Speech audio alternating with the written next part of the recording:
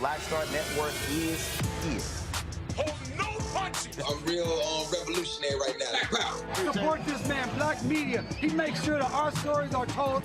Thank you for being the voice of Black America, Roland. Stay black. I love y'all. All momentum we have now, we have to keep this going. The video looks phenomenal. See, there's a difference between Black Star Network and Black-owned media and something like CNN. You can't be Black-owned media and be scared. It's time to be smart. Bring your eyeballs home.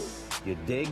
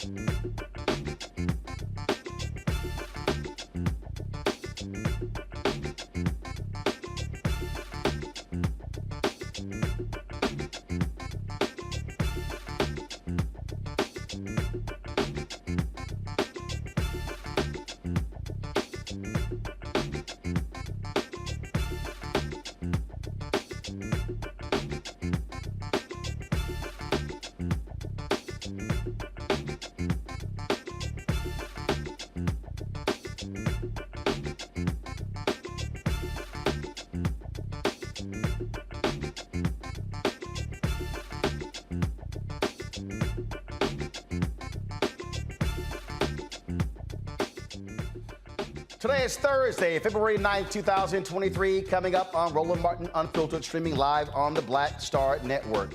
Black Colorado ranchers are being harassed by their white neighbors for being black after weeks of complaining about racist treatment, threats of physical harm, and the mysterious death of their livestock to local authorities. The black ranchers were arrested earlier this week. We'll break down the story and show you tweets, text messages, and videos of how blatant the racial abuse has been with the president of the Rocky Mountain chapter of the NAACP and the chairman of the private Dr. Martin Luther King Jr. Colorado Holiday Commission. It's been 9 months since a Houston police officer killed Jalen Randle. We'll get an update on his case from Jalen's parents and their attorney, Ben Crump. It's Black History Month, and Melina Abdullah, the co-founder of Black Lives Matter, is here to tell us about this year's Black History Matters campaign and what we can expect. Mental health in sports is often an overlooked topic. We've got the Super Bowl coming up this Sunday, NBA All-Star Game next week, and I'll be talking with a mental health expert about the impact sports can have on black people and what needs to be done for young athletes, professional athletes, to stay strong when it comes to their mental health. It is time to bring the funk. I'm Roland Martin Unfiltered on the Black Star Network. Let's go. He's got it. Whatever the miss, he's on it. Whatever it is, he's got the scoop, the fact, the find. And when it breaks, he's right on time and it's rolling. Best believe he's knowing. Putting it down from sports to news to politics. With entertainment just for kicks, he's rolling.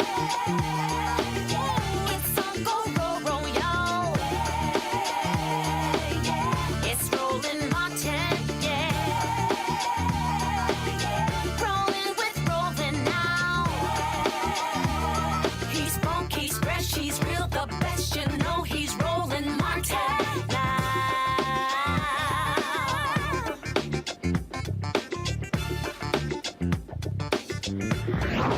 Martin.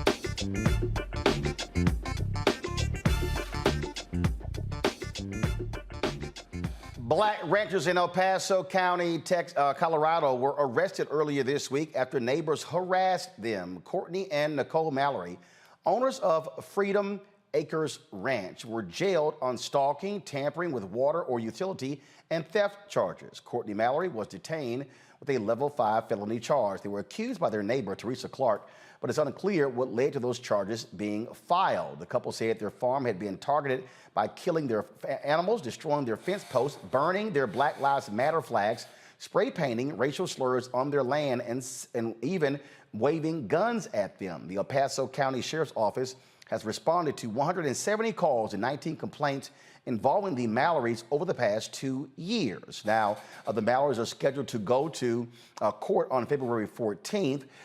Their lawyers told them not to come on our show to talk publicly about this because their legal case is still outstanding. Joining us now, though, is Portia Prescott. She is president of the Rocky Mountain NAACP and the spokesperson for the Mallorys. Also, Dr. Vern Howard is the chairman of the private Dr. Martin Luther King Jr. Colorado Holiday Commission. Glad to have both of you here. First off, Portia, this story has gotten lots of attention on social media.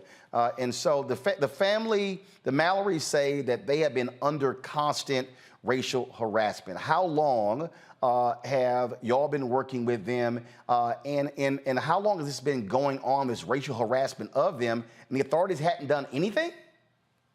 No. And I want to say thank you, Roland. It's an honor to be on your show today to talk about this unfortunate issue.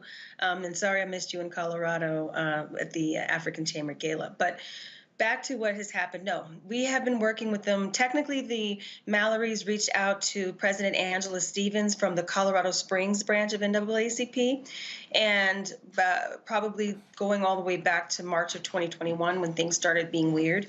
So this has been a long 2 years of escalation that didn't need to escalate, but it got escalated more so around September, October of 2022 when the president of Colorado Springs escalated it to me as a state conference president so that I could now bring in more support, and especially from our national NAACP office. So we are here to make sure that the Mallorys are safe. They get good get good criminal defense, and their civil liberties are protected, and they're no longer harassed on their property. And we're bringing the awareness that this is really happening, and it's an El Paso County unfortunate situation. And I want to say I'm a Colorado native, and this is not Colorado. So anything we can do to help get this, completed, where the Mallorys are back on their farms, back safe with their animals, and get this situation rectified. NAACP, we are here from the Rocky Mountain NAACP for the long haul for this. When we look at these allegations, Vern, when you listen to the Mallorys talk about what they have endured, animals being killed, fence posts taken down, Black Lives Matter flags being burned, that's a hell of a whole lot. It is. And ironically, the way their neighbors refer to them as the Black Lives Matter niggers.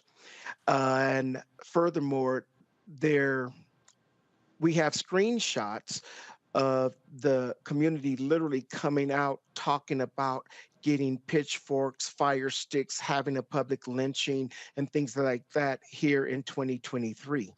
And the El Paso County Sheriff's Department refuses to investigate any of the Mallory's allegations and claims. And we were meeting with them, President Prescott and I were meeting with them on a Zoom link on Monday, and they would answer questions vaguely and refuse to. They said they take every matter seriously and every citizen seriously. However, as they are sworn to serve and protect, they have failed miserably in this case. Talk about some of those posts. We have some of them here, of course. And so these are, this says Leah Thompson, Michelle Kingor. And so who are these individuals referred here? Exactly who in these posts that we have here?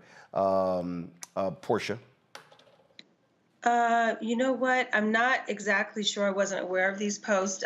I've just been working closely with the Mallorys, Courtney and Nicole, and I kind of tried to decipher through all of the online stuff. So yes, these came from Vern. Vern, these are Facebook posts here. And so the conversation, Vern, is happening. Who's having these conversations on Facebook? These are the neighbors of the Mallorys.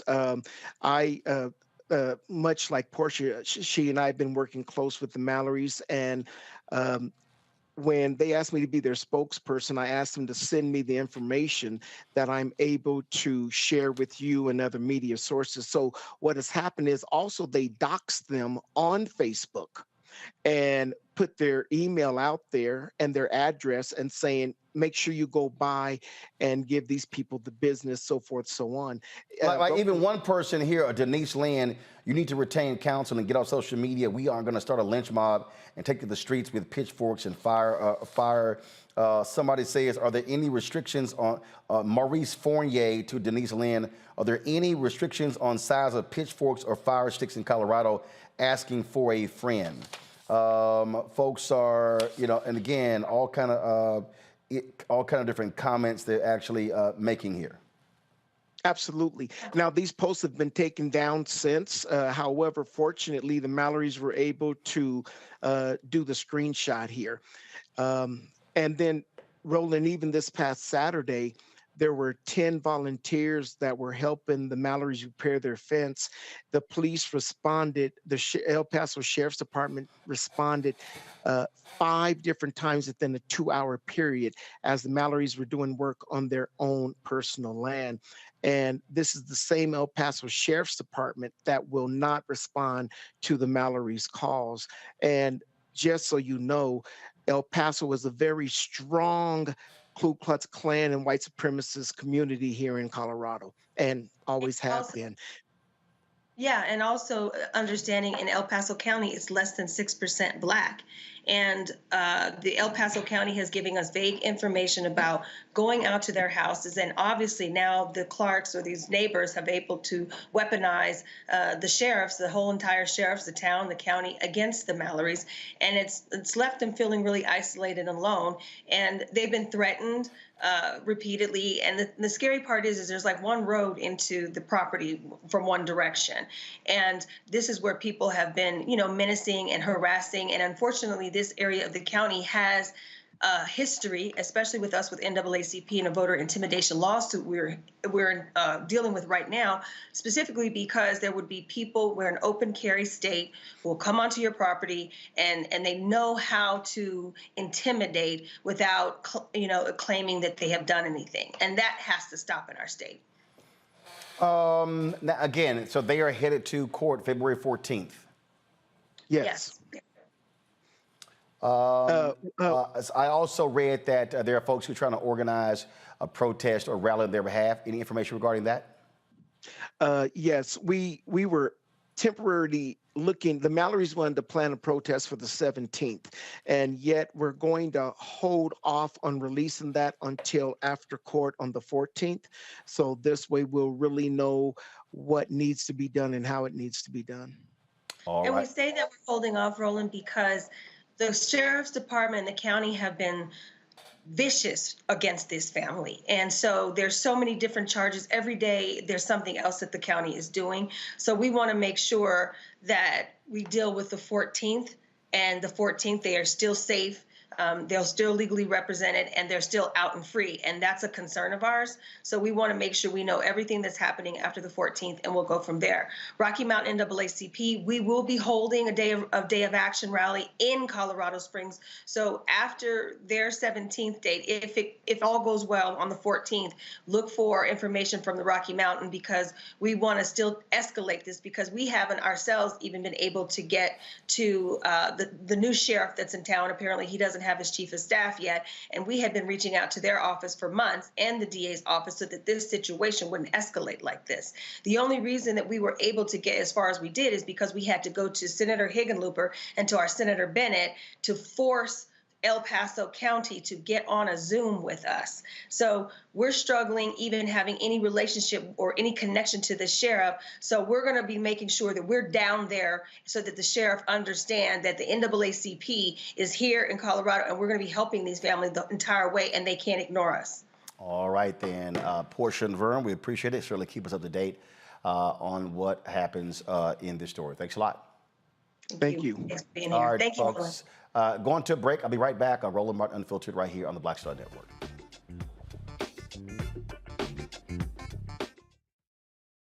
Most people think that these television shows that tell stories about who we are as black men, and then they paint these monolithic portraits of us. They think that they're being painted by white people. And I gotta tell you, there are a whole bunch of black folk that are the creators, the head writers, the directors of all of these shows, and that are still painting us as monoliths. The people don't really want to have this conversation. No, they don't.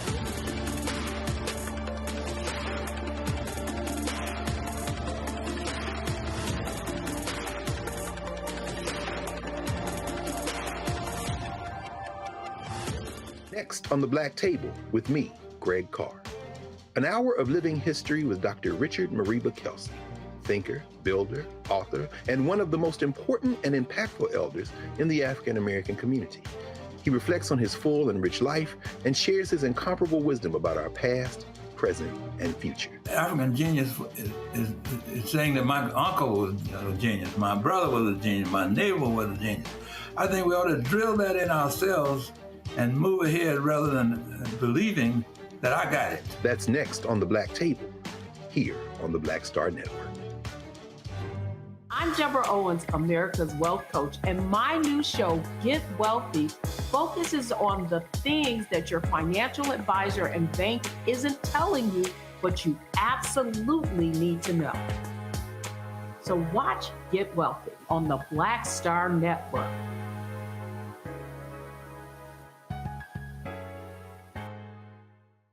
What's up, y'all? I'm Will Packer. I'm Chrisette Michelle. Hi, I'm Chaley Rose, and you're watching Roland Martin Unfiltered.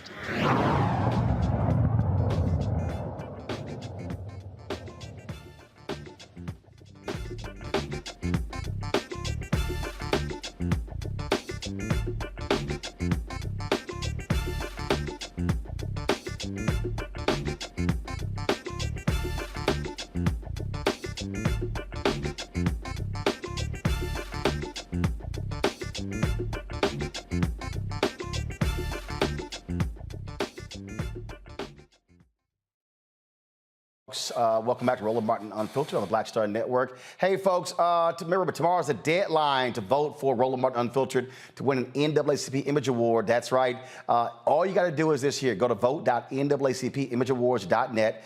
Scroll down to the category Outstanding News, Information, Series, or Special. Select that category. Scroll to hashtag Roland Martin Unfiltered. Black Votes Matter, Election Night 2022. Click on Vote. Then scroll down back to categories, click on submit. And remember, you can only use one email to vote. So if you got more than one email, you can vote more than one time. The deadline to vote is 9 p.m. Eastern, February 10th. And so please cast your ballot for Roland Martin Unfiltered. This is our first ever NAACP Image Awards nomination. We've been trying for the last 4 years. Finally broke through. And so let's bring it home. Of course, we're going up against ABC, PBS, as well as 2 own specials on Oprah Winfrey Network. So, and we're the only the only independent black-owned media company nominated as well. And so let's make that thing happen. And so please vote.naacpimageawards.net. All right, folks. And so please support us in doing that. All right, we were talking about, of course, the story out of Colorado. And again, we talk about what's happening in this country.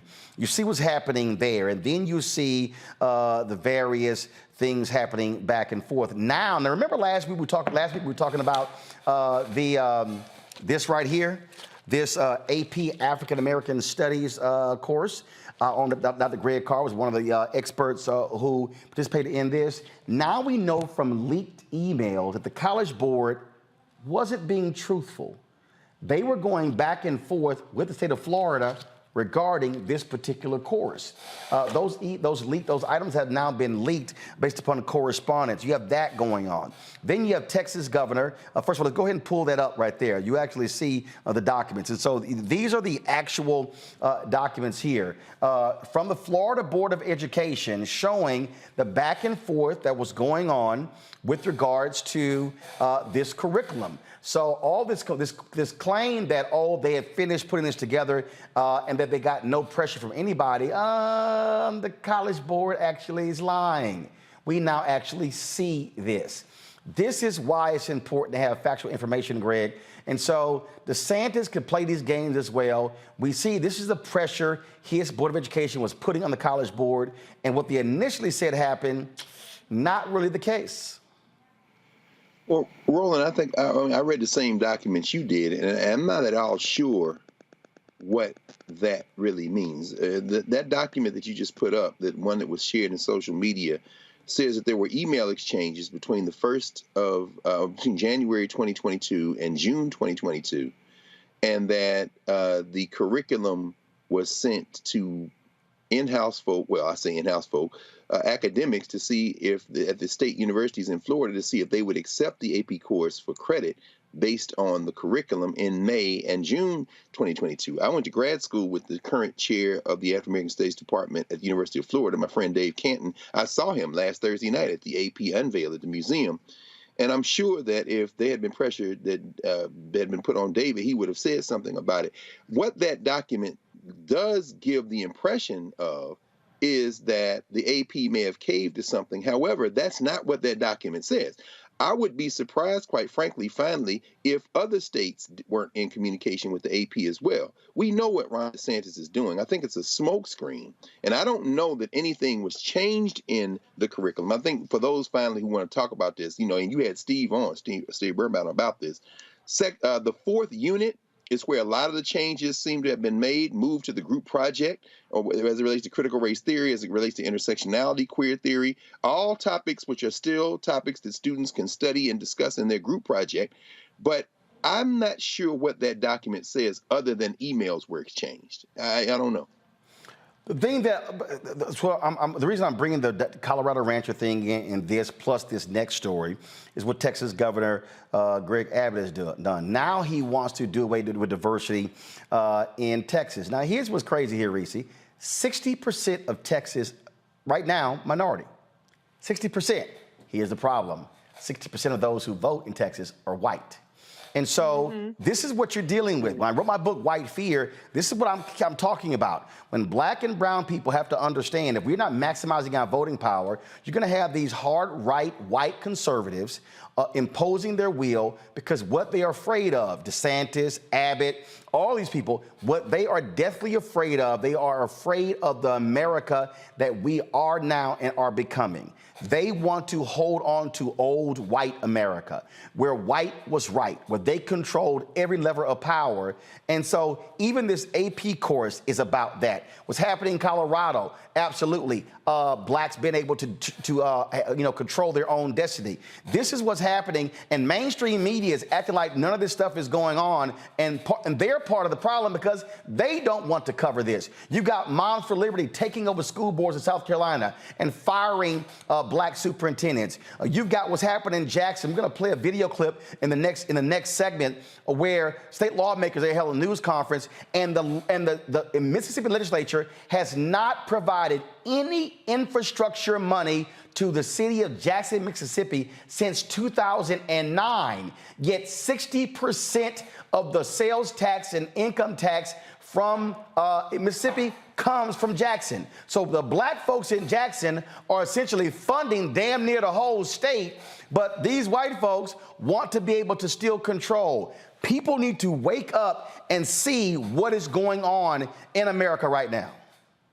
Well, I've said it many times. Who gonna check them, boo? I mean, do you vote? No. Do you go to your city councils and your education board and number of things? No. So, yeah, they can do whatever the hell they want to do as long as you're abdicating your voter power to these white nationalists who know how to use power, take advantage of power, and abuse power to advance their means. And so we can lament it, we can cry about it, we can protest about it, but the damage has already been done the last cycle. So then the question is, what can we do in the meantime? And how can we at some point finally start to get ready for the next cycle without us having to beg and plead and share every kind of horror story and every kind of traumatic experience that's happening across the country before people fucking get it that these white nationalists are playing for keeps, and they're winning in many, many places, and they're trying to take that agenda more national. They already have the House. The Senate map is not very favorable for Dems in 2024, certainly not to expand the majority, but to even hold on to the majority. So we are not in the best shape. We've stopped some of the bleeding by not at least turning over both chambers to Democrats, but there's still a lot of damage being done at the state level. And these governors are just reelected, newly empowered, and they're trying to get to the White House themselves. You know, Erica, the point that Risa makes there, I think, is important, that, which we always say on this show, don't complain after the fact. Or I always say, vote or shut the hell up. I mean, the bottom line is they have a strategy. I did not on our air play that silly, stupid stuff from that ignorant fool, Sarah Huckabee Sanders, her Republican response, okay? But we streamed it. But here's the whole deal. Damn near everything she said was woke this, woke that, woke this, woke that. They want to attack everything that is about advancing black people and other people of color. Oh, absolutely. And I'll repeat this. Welcome to the new era of civil rights. And I have said that they are not coming for our necks. They're at our necks. And so when you look at social media, people have been complaining about not being able to retweet things, not being able to respond in DMs.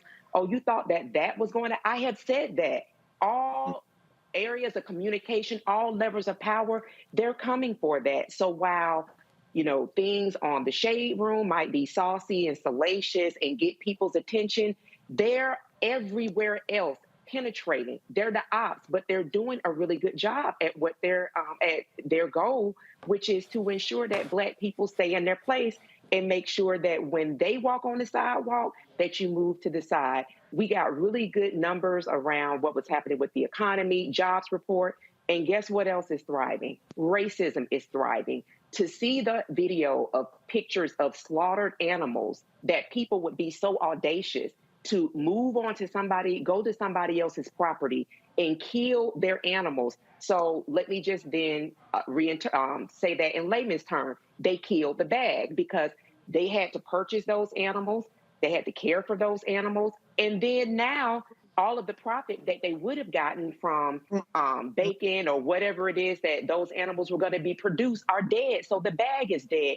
I still do not understand people that have the rhetoric around holding your vote, around not voting, and seeing the damage that is being done day after day after day. What they did not accomplish January 6th, they're doing it every day. Hold it tight 1 second now, and I'm going to show you how even the Black mayor of New York, how he's weaponizing woke, and it's stupid. I'm trying to explain to people what the game is going on. You're watching Roland Martin Unfiltered on the Black Star Network.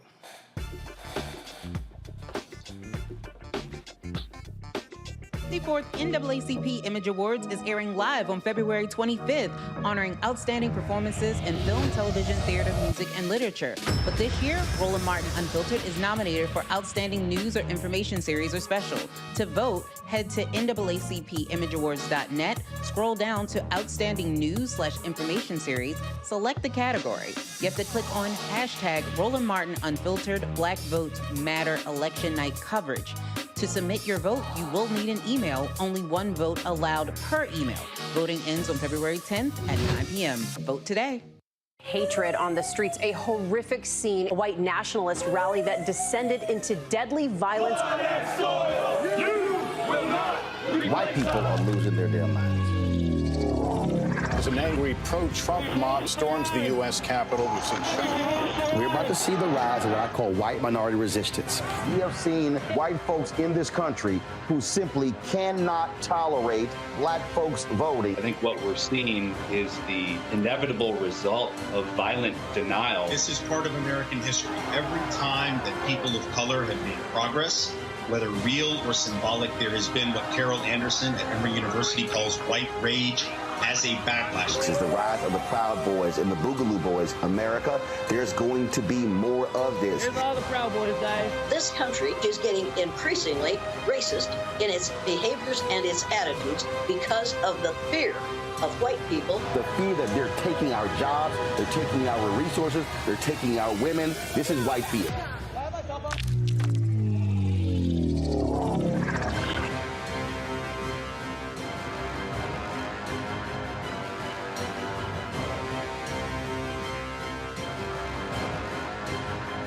This is Judge Mathis. What's going on, everybody? It's your boy Mac Wiles, and you are watching Roland Martin Unfiltered.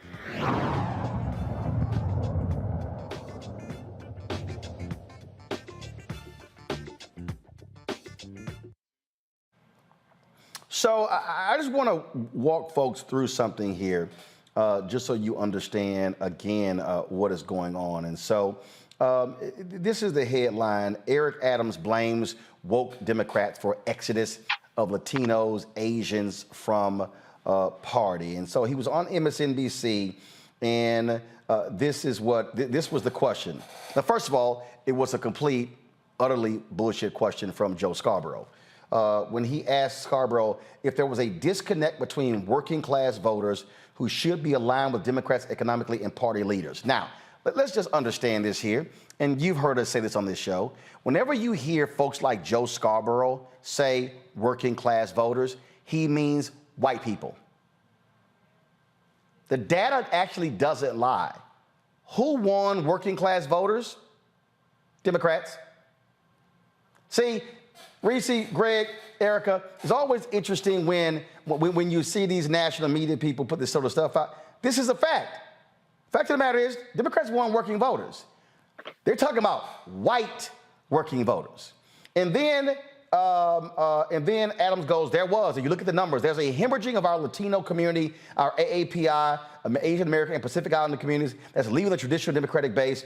The mayor said the exodus began, quote, because we've allowed the loudest and those who consider themselves to be woke to set the Democratic agenda. This is what, and then some of us never went to sleep, and we hear and speak directly to people. I think this party is now understanding that we have to speak at those issues that are important: jobs, public safety, educating our children, good health care, just these common kitchen table issues that we move away from. That's a lie. I mean, Greg, it's a fundamental lie. When you literally look at the bills passed in the last 2 years, it was kitchen table issues. It was economic issues. But see, again, what a Mayor Adams needs to understand is he literally is playing into the hands of the poll-driven Republican Party by using their talking points. And he is reaffirming it. That's what he's actually doing. And so what I'm trying to explain to people all around the country, that's why I thought it was stupid for the Obama people to pick up Obamacare. You don't use their term as like it's somehow, oh, no, we can flip it. That's the people, oh, no, we can flip the N-word. No, you can't. It's the same, the ER or the A, okay? It's the same. But this is what people have to understand is there is a clear line of attack on anything dealing with black. And they're going to attach Christopher Rufo's tweet months ago. They want to put everything under that banner. Everything. Absolutely. Well, I mean, Roland, Reese, you've been making this point, and we all have, but you've been very keen about this. We've got to overflow the boundaries of imposing our will on this political system. We can't leave any tool not in the toolbox. In other words, any tool in the toolbox, rather. We got to use every weapon. The vote is only one weapon. But see, and we talked about this in the coverage Tuesday night. We didn't bring up the fact that Joe Biden was talking to working class voters when he starts using those very kitchen table issues.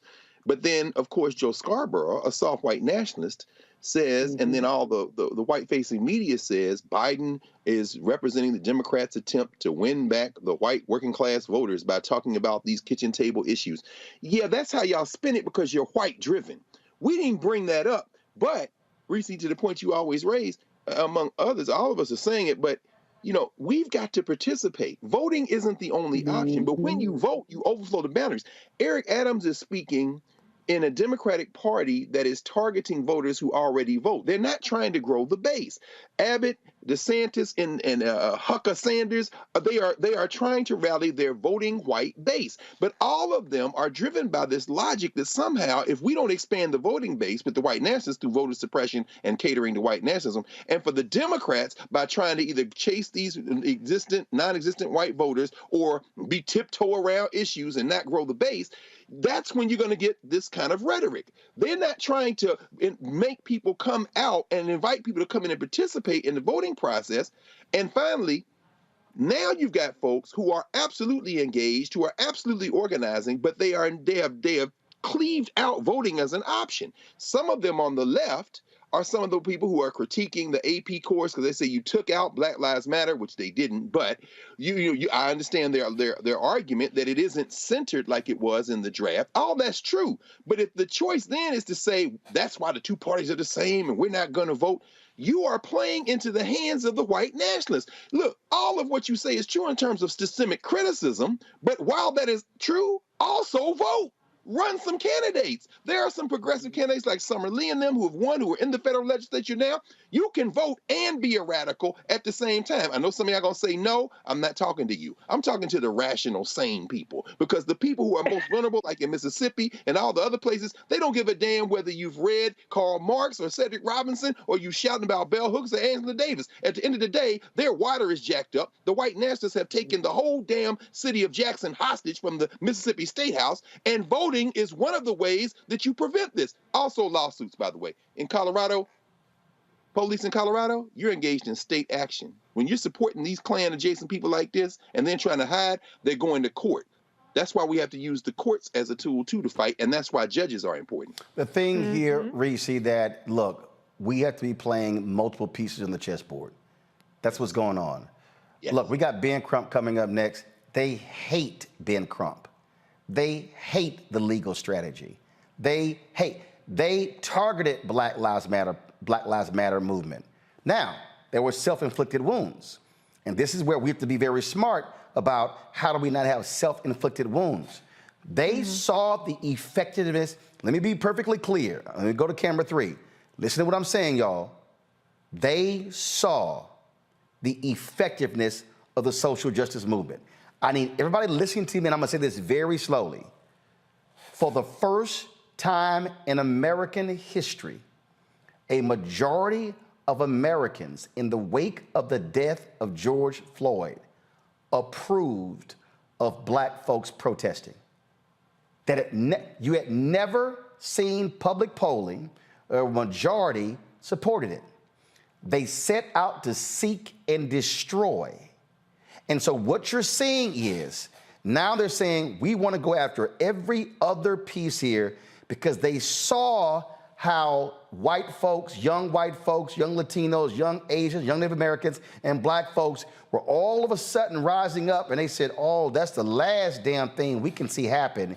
That's right. And that's the strategy. And Reese, our folks had better wake the hell up, stop playing games, and realize they are not joking.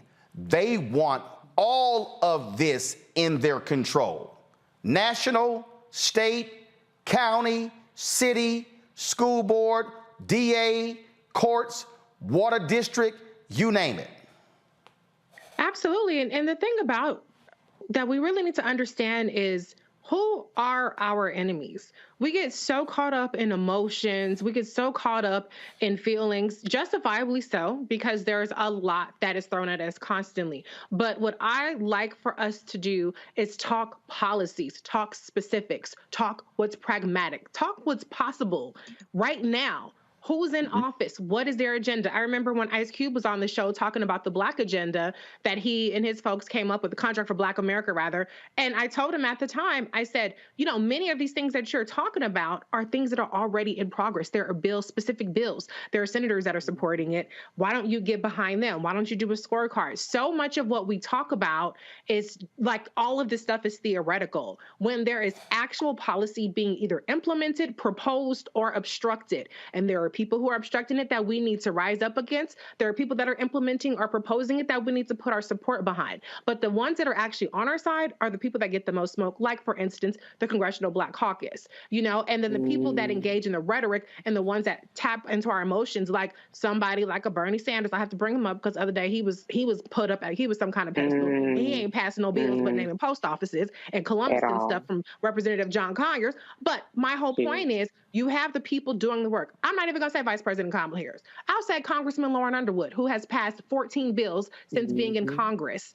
That's the kind of person that we need to be looking at what she's doing, how she's getting things accomplished, and rallying behind her. We need to stop latching on to the big names and the catchy firebrands and actually get behind the people doing the real work. That's not just on the congressional level or the federal level. That's also at the state level and the local level. Leave no stone unturned, but let's start getting into actual policy. Let's start communicating about policy. If you care about the issues, then go find out what's happening with it, spread the word far and wide, and get engaged. It's not going to change by just talking about our feelings and just talking about how all this stuff is being done wrong when work is being done. The Republicans are doing it to our detriment. They are turning protests into policy. Right. They're taking over scoreboards and they're doing the lawsuits. Like Dr. Carr said, we have to get a lot more litigious as well. Erica, I got about 45 seconds before I go to the break again. There has to be a strategy, and you must execute your strategy. If you don't, you lose. Oh, God, absolutely. And I think that strategy is laid out on this platform 5 days a week. It's just a matter of implementing it. And I think that to Reese's point about feelings, I just mentioned social media. So what the hell are you going to do when there's not somebody who is stunting on social media, showing you what they're wearing, screaming at somebody? What happens when that's gone? You have to connect to the people that are actually doing the work. So less celebrity, more substance. Folks, why you must support this show. Coming up next, first of all, we're going to talk with Ben Crump and the family of a Black man shot and killed in Houston. That's one of the reasons why you must support this show, because we give updates on what's happening, staying on top of this stuff. Look, Other black media, I don't know what the hell they doing. They focusing on all kind of other entertainment stuff, Zeus Network. I don't give a damn about none of that stuff. I don't. I really don't. If you want to watch a Housewives show, knock yourself out. I ain't talking about it here. We have to keep our people informed on what's really happening in the real world. First of all, download the Black Star Network app. Here's why. Look, YouTube, Facebook actually puts restrictions on our video, the Tyree Nichols video. Anytime we discuss a police shooting, Facebook and YouTube put restrictions on us. We don't have restrictions on our own app. That's why you must download the Black Star Network app, Apple phone, Android phone, Apple TV, Android TV, Roku, Amazon Fire TV, Xbox One, Samsung Smart TV. We're also now on Amazon News. When you go to Amazon Fire, go to Amazon News. You will see us with all of the cable networks as well. But your dollars also matter. We must join our Bring the Funk fan club. I've been fighting with advertisers all week, y'all, who don't want to fund us. Check in money orders. Go to P.O. Box 57196, Washington, D.C., 20037-0196. Cash App, $RM Unfiltered. PayPal is R Martin Unfiltered. Venmo is RM Unfiltered. Zelle, Roland at RolandSMartin.com. Roland at RolandMartinUnfiltered.com. We come back, Ben Crump. Next on Get Wealthy with me, Deborah Owens, America's Wealth Coach. Listen to this. Women of color are starting 90% of the businesses in this country. That's the good news. The bad news, as a rule, we're not making nearly as much as everyone else. But joining us on the next Get Wealthy episode is Betty Hines. She's a business strategist, and she's showing women how to elevate other women. I don't like to say this openly, but we're getting better at it. Women struggle with collaborating with each other.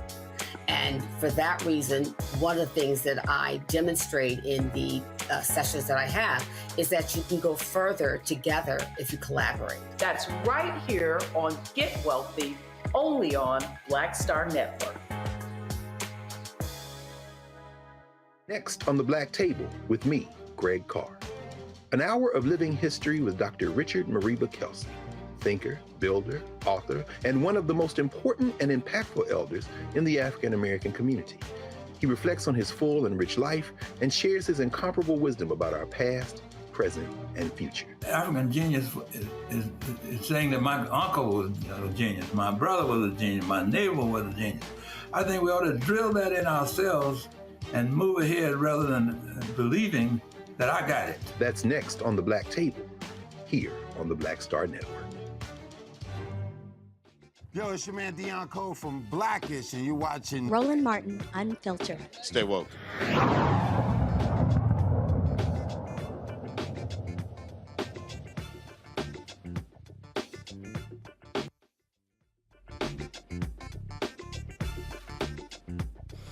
All right, folks, 9 months ago, Jalen Randle was shot and killed in Houston, Texas. The officers were attempting to execute a search warrant on April 27th after a brief car chase where Jalen was a passenger. Officer Shane Prevett shot Jalen as he ran away. As of today, Prevett is still on paid administrative leave. The Randles are still awaiting on some accountability for Jason's death. Joining us right now is Ben Crump, the family attorney, Jalen's father, Warren, his mother, Tiffany, Rachel, and stepfather. They all join us right now for the update. First of all, Ben, I want to start with you. 9 months. What's up with the DA? Is there a grand jury? What's happening? Roland Martin, thank you so much for having us and staying on these stories, even when mainstream media seems to try to brush us aside. So I always want to say thank you.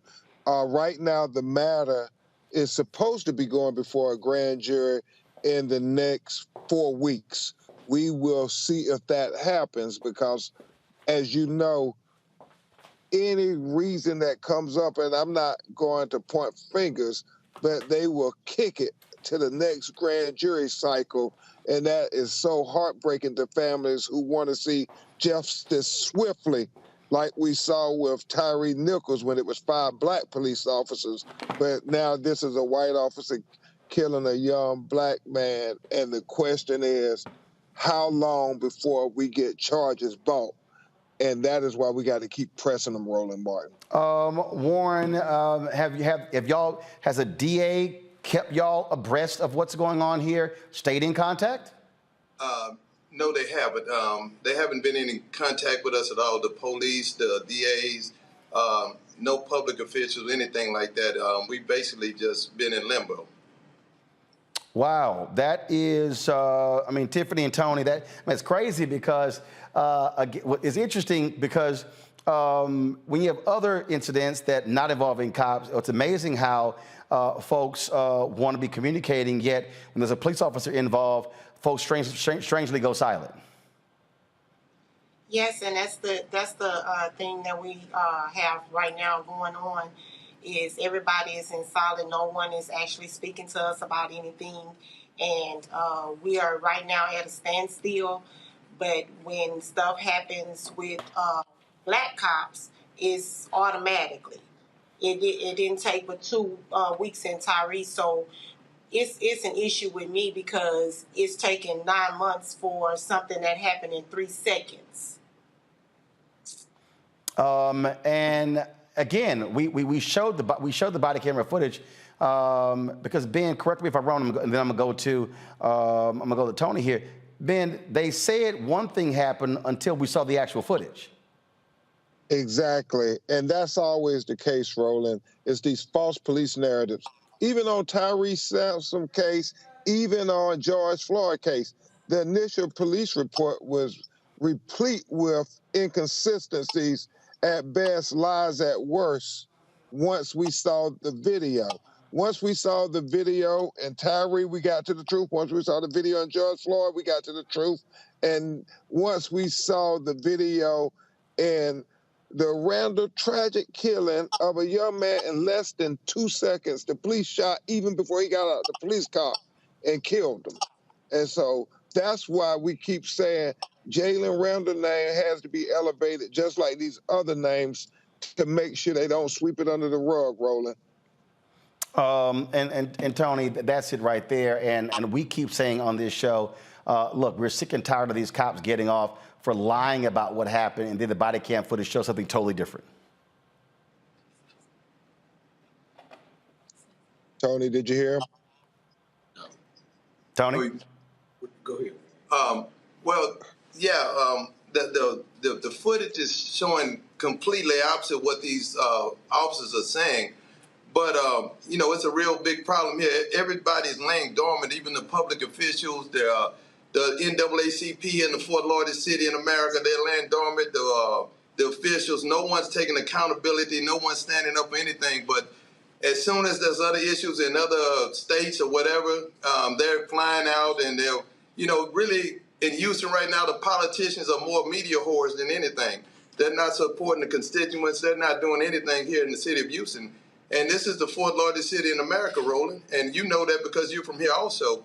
And like I say, Benner, Kim Ogg, everybody, they sweeping everything under the rug. But when my esteemed attorney appears anytime, you know, everybody wants to come and get in the picture with him. But we need action here. We need change here in Houston, Texas, man, because this can't continue to happen. It's a continue to happen. People are getting killed. We're in a war zone in our own neighborhoods right now, Roland. And nobody's being here for us. Nobody's speaking up for us. And like I say, they're trying to sweep everything under the rug. It's been 9 months to investigate 3 seconds. You got a 3-second rule in the NBA. They don't take that long, Roland. It's just crazy. And again, Ben, unfortunately, you've had to deal with this all over the country, where some places justice is swift, it is real, significant. In other places, they slow walk. Yeah, and Roland, you know, we can never forget the blueprint that has been shown to us in Memphis. When it was 5 black officers, we saw how swiftly they moved. Like the police chief said, it was important that the community see swift action. It was important that they move swiftly towards justice.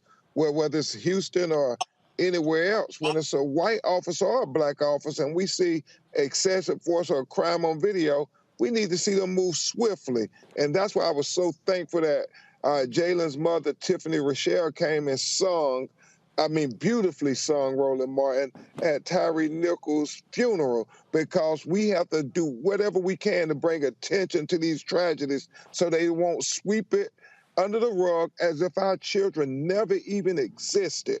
And that's what we continue to fight, Roland. So thank you again for talking about this case when everybody else is not saying a word about it. I know we can count on you, and Mr. Randle is right. Every time I show up to Houston, they all say what they're going to do, but then when the cameras go away, we're still left waiting. We better get a grand jury in a month or so, or we're going to have to go to other means to get attention for Jalen Randle.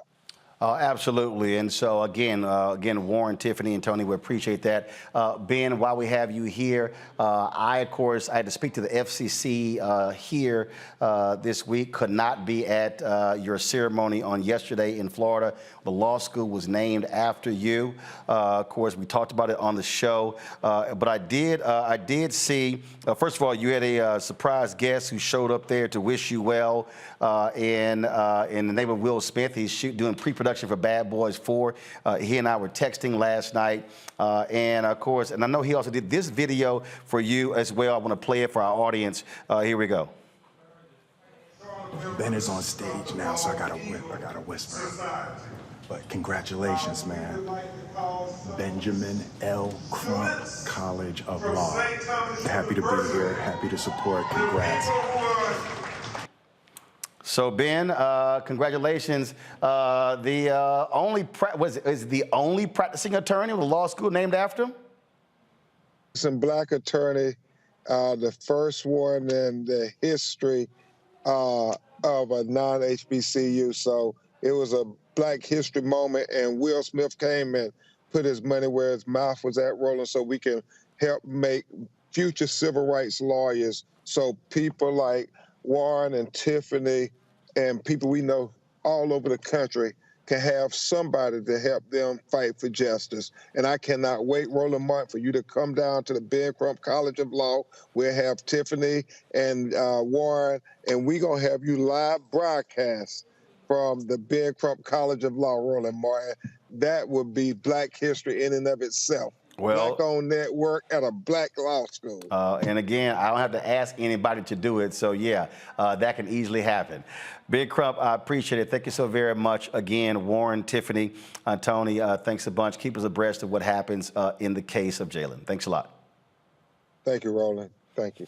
Bringing my panel here, Reese, this is, we can't say it enough, but again, when I think about that Freedom's Journal quote, we wish to plead our own cause, too long have others spoken for us.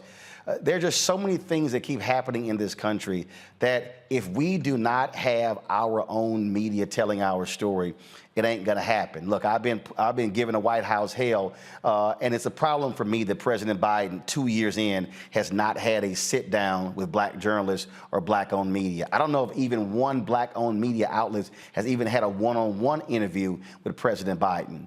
I think back to Greg when William Monroe Trotter got jumped all up in President Woodrow Wilson, who threw him out of the White House. The fact of the matter is, we cannot depend, our future we cannot depend on MSNBC, Fox News, ABC, NBC, CBS to deal with our stuff. Reese? Muted. One of the things I talk about often is credibility. And in our community, we listen to those that have built up that credibility and trust with us. And that's why a lot of politicians find themselves struggling when they go into the community once a year, twice a year, once an election cycle, and people are checked out already. And so Black media is one of those forums where we have, because we put in the work over years, built that trust with the Black community. There are other people who have trust that shouldn't, like some of these gossip blogs and things like that. But I think too often when we look at who gets the access, when we look at who gets the accolades, it's not necessarily the people that have that credibility with the community. Roland, I've been out with you, or I've seen you out when we were both at events. And I've seen how out of this and my peripheral over here, my peripheral over there, there's a line of people trying to get with you. I don't think that that's the case for other people that I've seen that are on these bigger networks. I haven't seen even that kind of response from just regular Black people. I'm not talking about the politicos. I'm talking about everyday Black people. And so I think that it's not just the White House. It's not just any particular politician, but the Democratic Party at some point needs to figure out who has the credibility and who has the ear and the finger on the pulse to the Black community, And make sure that you can't just look at follower count. You can't just look at ratings per se. You can't just look at what's quote unquote mainstream. You have to go to where the people are getting their information from and engage those folks, give them the access. And you will find that the people that you're trying to reach, really, you don't have to spend billions of dollars on TV ads that go nowhere. You can get right directly to the people. But that's a value that they have to have. Indeed. And in fact, real quick here, Greg, I'm going to go into my office. So y'all know I have that Black-owned Media Matters. And I told y'all, these are all these t-shirts people send me all the time. But I want to show y'all something here, Greg. We have it on this wall right here. Where is it? Y'all see the video, right? Mm-hmm. Okay. Sideways. Right here. Hold up. Yeah. Sideways. Okay. Thanks, Reese. The Memphis Free Speech and Headlight. Okay.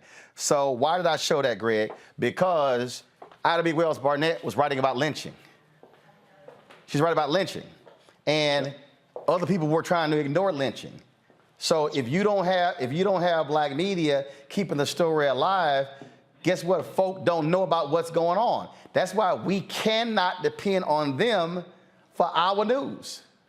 No, we can't. We shouldn't. And even if we could, we shouldn't. As you say, Ida Wells, when she wrote and urged her folk to first get their rifles and then to leave Memphis, ultimately, because the law could not protect them, they had lynched one of her friends who was a community pillar. This brother had a grocery store, the People's Grocery. And it was the economic success of that brother that triggered that white anger, that white rage that you write about, whether it be Tulsa, whether it be Memphis. And it brings up a couple of points that are interrelated. Actually, do this here, Greg. I'm going to do this here. I'm over time. I'm going to go to break, but I want to finish that point when we come back. Because, again, I need people watching to understand when y'all hear me make the appeal to download the app and to give, I ain't doing it just because. I'm telling you, you are not going to get this stuff other places, and then you wonder why we're confused. People say, well, I didn't know, because you watching the wrong stuff. You're watching Roland Martin Unfiltered on the Black Star Network. Back in a moment. Black Star Network is here. Oh, no punch! I'm real revolutionary right now. Thank you for being the voice of Black America. All momentum we have now, we have to keep this going. The video looks phenomenal. See, there's a difference between Black Star Network and Black-owned media and something like CNN. You can't be Black-owned media and be scared. It's time to be smart. Bring your eyeballs home. You dig? The 54th NAACP Image Awards is airing live on February 25th, honoring outstanding performances in film, television, theater, music, and literature. But this year, Roland Martin Unfiltered is nominated for Outstanding News or Information Series or Special. To vote, head to NAACPImageAwards.net, scroll down to Outstanding News/Information Series, select the category. You have to click on hashtag Roland Martin Unfiltered Black Votes Matter Election Night coverage. To submit your vote, you will need an email. Only one vote allowed per email. Voting ends on February 10th at 9 p.m. Vote today. Hi, I'm Dr. Jackie Hood Martin, and I have a question for you. Ever feel as if your life is teetering and the weight and pressure of the world is consistently on your shoulders? Well, let me tell you, living a balanced life isn't easy. Join me each Tuesday on Black Star Network for A Balanced Life with Dr. Jackie. We'll laugh together, cry together, pull ourselves together, and cheer each other on. So join me for new shows each Tuesday on Black Star Network, A Balanced Life with Dr. Jackie.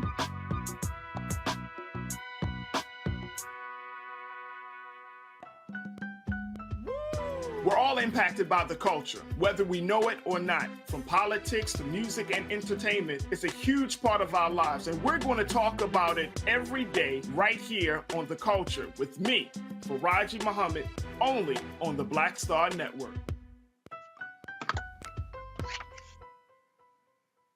Hey, I'm Amber Stevens-West. Yo, what up, y'all? This is Jay Ellis, and you're watching Roland Martin Unfiltered.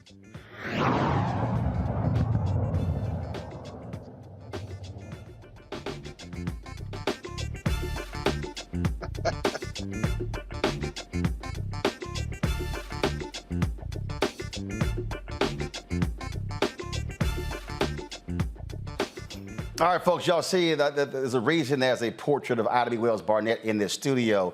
You see her famous quote, "The way to right wrongs is to turn the light of truth upon them. Greg, that's what, of course, our desire, what we want to do every single day when we're talking about these issues.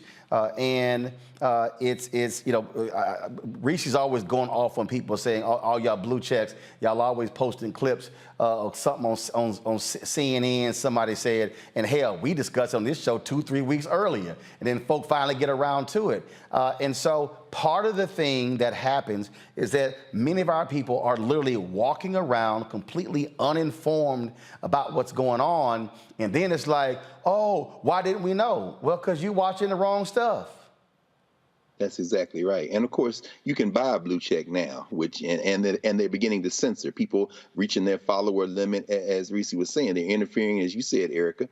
You know, we had to be very clear, and I'm glad you brought this up, Reese. When you go among our people, that's when you find out who our people trust. You're absolutely right, Reese. I've been in those places too, and I'm sure, and all of us have been in places. There's a brother who works at a grocery store in the neighborhood named Rob. Every time I see Rob, he's saying, you know, I was watching Roland last night. You tell Roland I've been, and then he always ends when we talk. He says, and I'm not anybody. I said, brother, Roland knows, and we all know you are everybody. You are somebody. We're all together in this. That is the spirit. I don't care whether I'm in Atlanta or New York, if I'm in Oakland, anywhere I've been. Everybody is like, yo, tell Roland, I'm supported. Well, we need that to translate into support. And many of those people do support. But let's be very clear. Mm-hmm. Ben Crump, we've come to know Ben Crump in the wake of Trayvon Martin, not because he was an expert in civil rights cases and fighting, but because Ben Crump combines a law license with a commitment, with an understanding that you shine, as Ida Bell Wells would say out of Holly Springs, Mississippi, the light of truth. You heard him say it. He keeps coming back to it. If we don't get what we want and need in the courtroom, we need to flood the streets. We need to turn the light on. That's why he always thanks you, Roland. And so, you know, it was great to go to the studio and to see everybody in person, and then walking through the studio and be so impressed by all this. And while I'm tweeting out stuff like everybody else, I'm getting messages from students. Tell Roland I need a job. I'm in television production. And I'm saying Roland will hire all of y'all if he had the resources, which brings me to the point. The reason you go on these breaks, of course, is because now we're on Amazon. You can't go over. You got to make sure it's lined up perfectly, correctly, so that it is beamed out to the world. Well, guess what? In those breaks, we see commercials for the Black Star Network. We see commercials for the Black Star Network, and we need to see more commercials for advertisers, and they're not going to move until we move. But when we move, they move. That's what shining the light does. And so MSNBC, I don't care if you're black on MSNBC or CNN, they're not going to move until we move. And when we move, they move. But even when they move, we have to remember the only reason they moved is because we have something we control, we own, that is crystal clear, that is sharing and shedding the light. And as a result, that's when things change. They don't change when you stay at home. You're not saying support the Black Star Network because it's an ego-driven boost or it makes you feel. No, you're saying support the Black Star Network because when all else fails, the only thing we can rely on is each other. The thing here is a couple of things I want to say here, Erica. First off, and it always amazes me when I hear these people say stuff. Here's what they don't understand. Fox News generates about $1.5 billion in profit. I ain't say revenue, profit. CNN, about $1 billion in profit. MSNBC, $600 to $800 million in profit. Folk, the best year we've ever done was $3 million in revenue, 800,000 in profit. 800,000 versus $1 billion in profit. That's what folk have to understand when what we're up against when we're talking about these massive forces. You got these conservatives who are funding to millions of dollars, this conservative media as well. That's what we're up against here. So folk have to understand that. But let me also make this point here, because I look at some of y'all's comments, people on social media, in the chat boards, and y'all always got something to say about Ben Crump. Ben Crump, and I heard Stephen Jackson's comments as well, ripping Ben Crump and Reverend Sharpton at the Tyree Nichols funeral. About, yeah, I saw it during the whole George Floyd deal. Did Stephen Jackson forget that the George Floyd family got the largest ever settlement in American history for police abuse? How do you think that happened? To the people who say Ben Crump don't win cases, y'all, he's not a prosecutor. What y'all don't understand is, why did the sister in Mississippi switch lawyers? Because what happens is, if a case is not getting attention, media-wise, then the prosecutors are like, we can ignore it. That impacts also settlements. So folk need to understand what happens here. The most they can do is go after a civil lawsuit. Well, the reality is you're likely going to settle lawsuits. People need to understand the role that these lawyers play. Don't forget, there was a settlement in the Breonna Taylor case, but they also, as a part of the settlement, negotiated changes to police policy that the city council passed. And so our people, Erica, need to understand, we explain that kind of stuff here. They're not going to take the time to explain it on MSNBC or CNN. And so our folks just need to understand why, as Captain Hughes said, information is power. So let me speak to two things, and that's around two things that you mentioned, change and policy. So in reading, and it was really good to see Jalen Randle's mother and both his father and stepfather, to see them there as a united front. But in looking at her, my heart went to her because I thought about what she said, which was not in this interview, but through media. She talked about one of the things that has not happened is no one has asked her, Tiffany, do you require psychological help? And for the past 9 days, about 1,000 people who are subscribed to the Reframe Brain, we've been walking through and will continue to walk through this month being about wellness. It's a companion to Black History Month.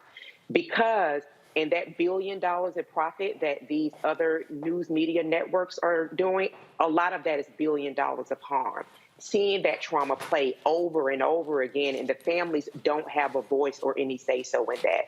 So when we're talking about change and we're talking about policy, what Ms. Tiffany Rochelle spoke to around ensuring that, listen, when this happens, there needs to be some type of support, psychological support for those who are left to grieve. Because when J. Philip Clay was on a couple weeks ago, the question I said that I was going to ask him, since he led with Tyree Nichols' name out of his collection of paragraphs, Miles, is that, do you know how grief impacts the body? Do you know? Does anyone realize that people who experience that level of loss are 2 times predisposed to heart attack?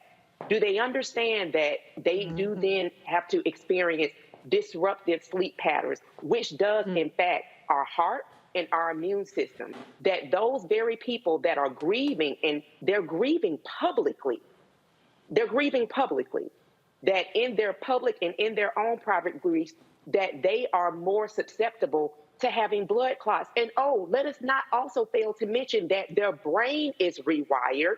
And if there's not an interruption in that there's a permanent stress response whenever they see blue lights. We already know that that's something that negatively impacts especially brown and Black bodies.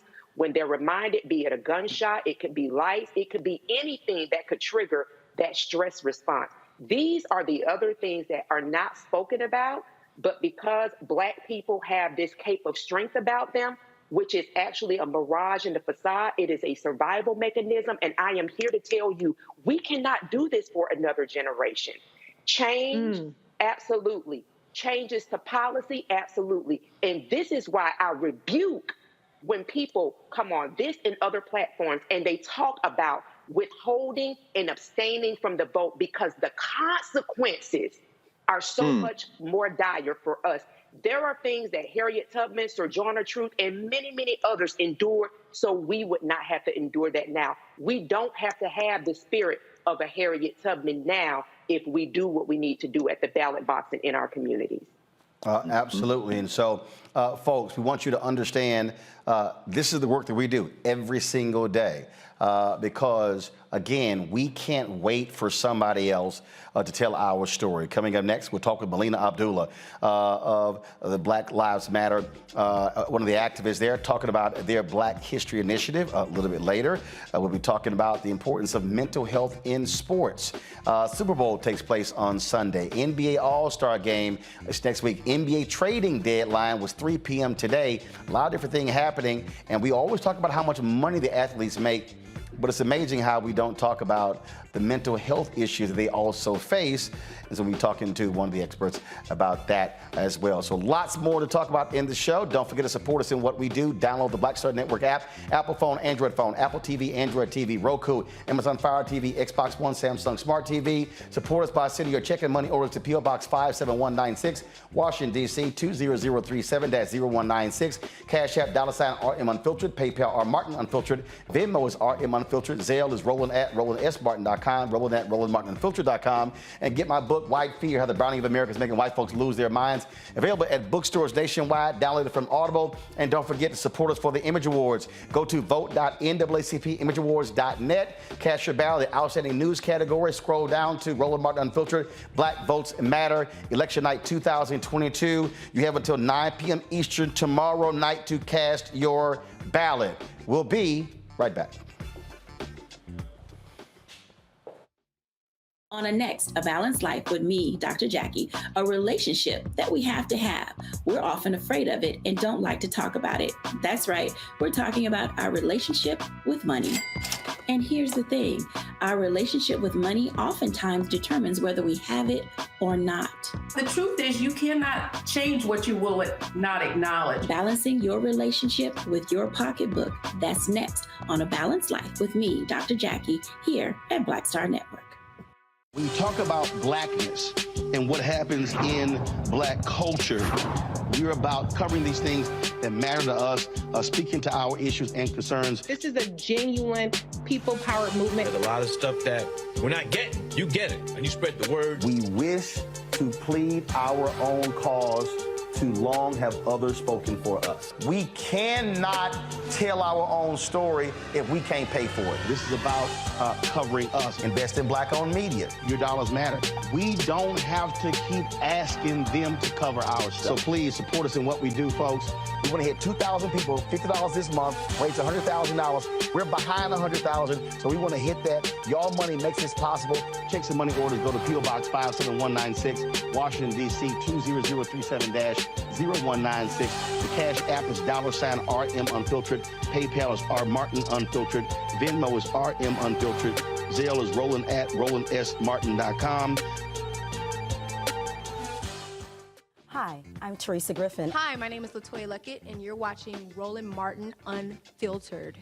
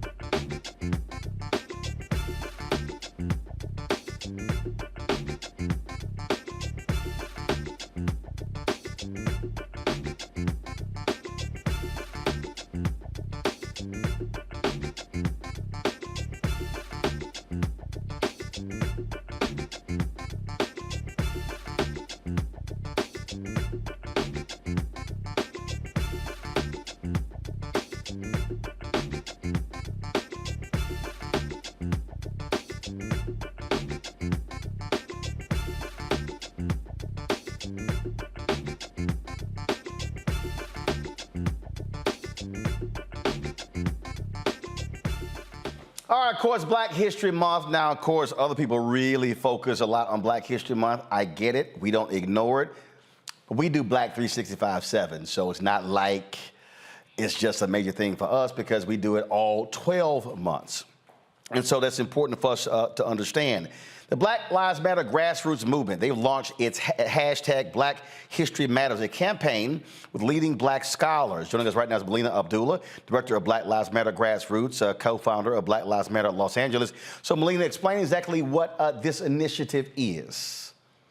Yes, so we're actually 3 years into our Black History Matters campaign. Every February, Black Lives Matter Grassroots, which is Black Lives Matter, engages with scholars from all around the country to do mini political educations, to talk at length or as long as Instagram will allow us to talk about our heroes and sheroes, about the events and movements that have forged the way as we struggle for Black freedom. And so each day there's an installment. Today's installment, we talked about Ida B. Wells, who I know is one of your sheroes.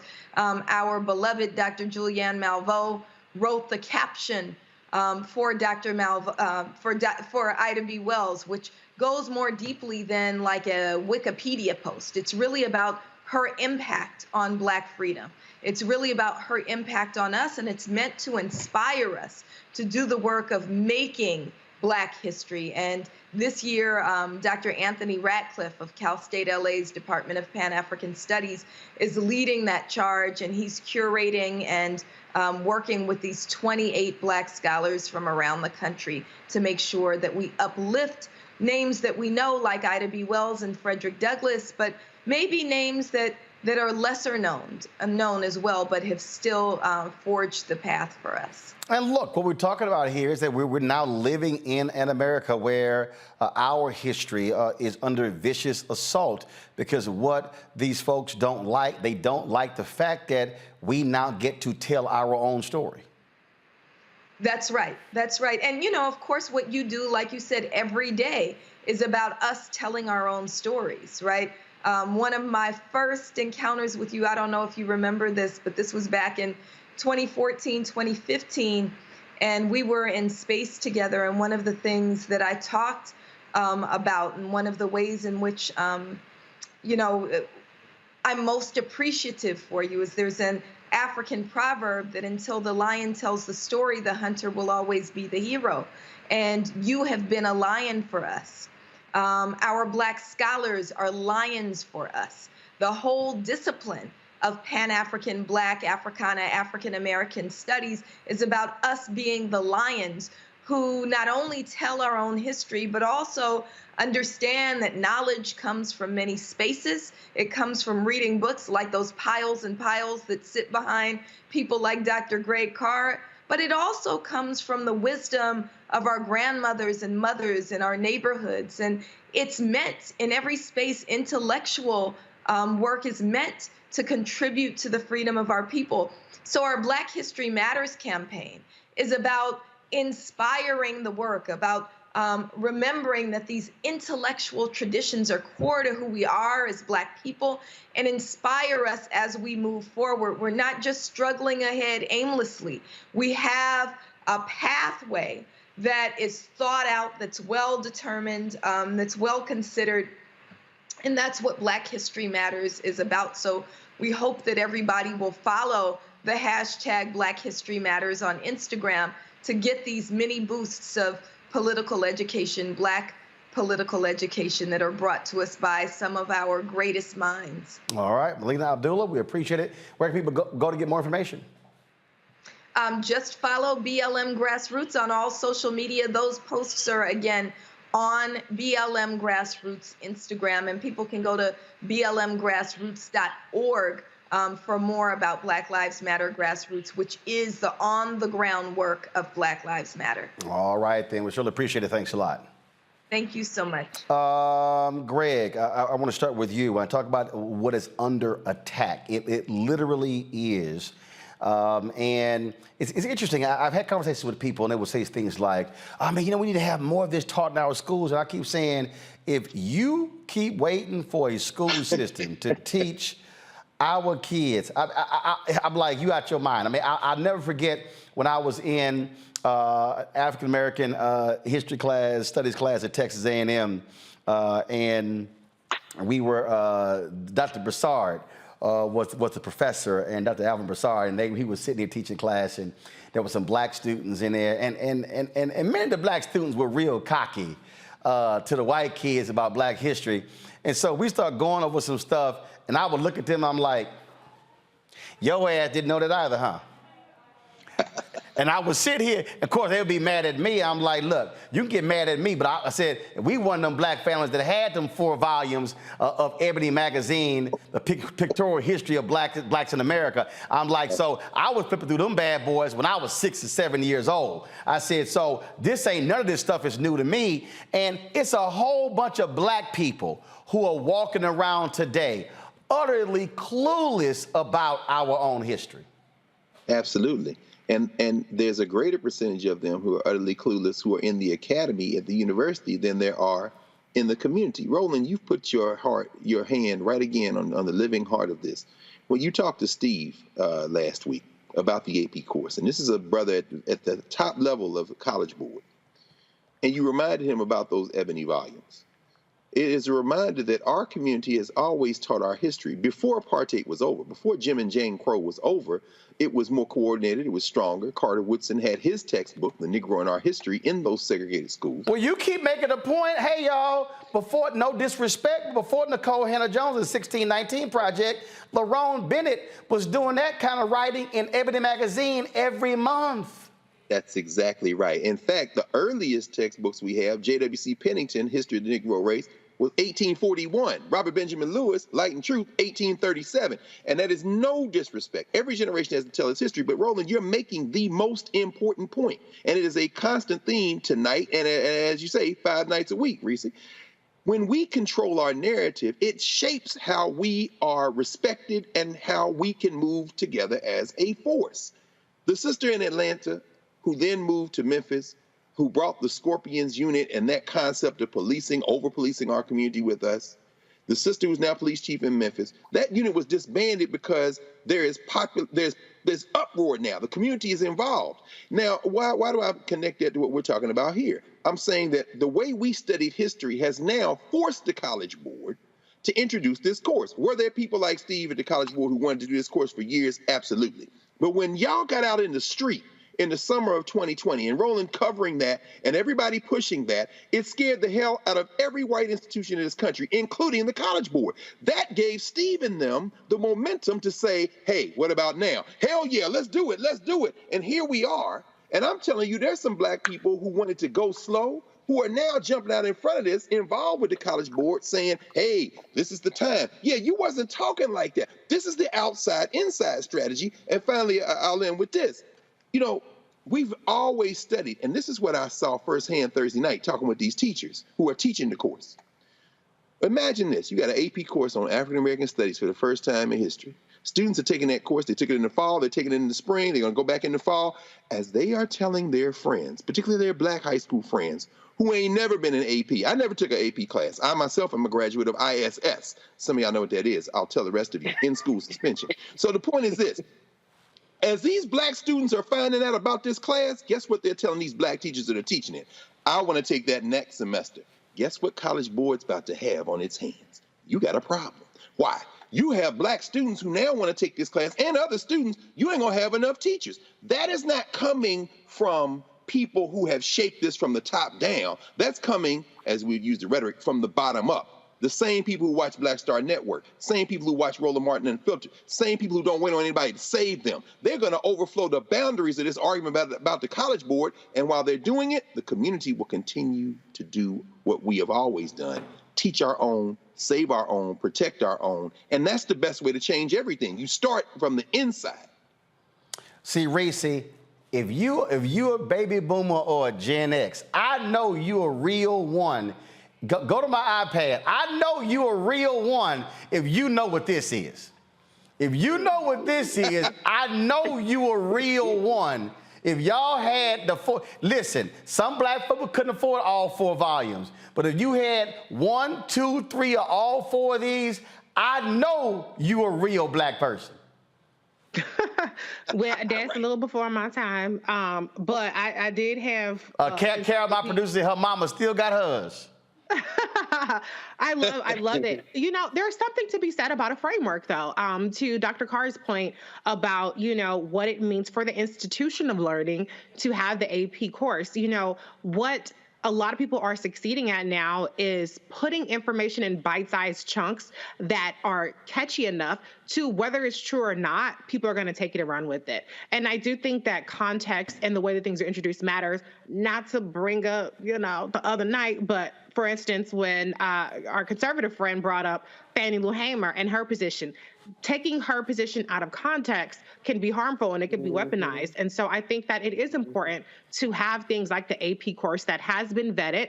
Now it's been watered down to a certain extent, but it has had scholars, esteemed scholars like our beloved Dr. Carr, involved with that framework, because that is how you get people out of the tweet, out of the headline, out of the meme lens of getting information and really digging a lot deeper. So I think that that's something we need to value. I agree we need to do our own stuff as well, but that framework cannot be overstated how important it is. I got about 20 seconds, Erica. Go. No, I mean, information plus engagement equals power. That was the formula for the Savage Politics when I had that particular platform. So I think that the more people are informed, I think that people will feel more engaged and more powerful about the truths that they actually do speak and not being swayed by soft messages. All right, folks, I got to go to a break. Up next, Keisha Dennis, give me a shot. Will join us. We'll be talking about mental health and athletes. That is her expertise. She's waiting to talk about that. Super Bowl, of course, Sunday. NBA All-Star Game is next week. And again, we focus a lot. Look at the camera right there. Looking right there. We focus a lot. There you go. We focus a lot about, again, how much money they make, but we forget these are still real people. And so we'll discuss sports and mental health next, right here on Roland Martin Unfiltered on the Black Star Network. Hatred on the streets, a horrific scene, a white nationalist rally that descended into deadly violence. White people are losing their damn minds. As an angry pro-Trump mob storms the U.S. Capitol, we've seen shooting. We're about to see the rise of what I call white minority resistance.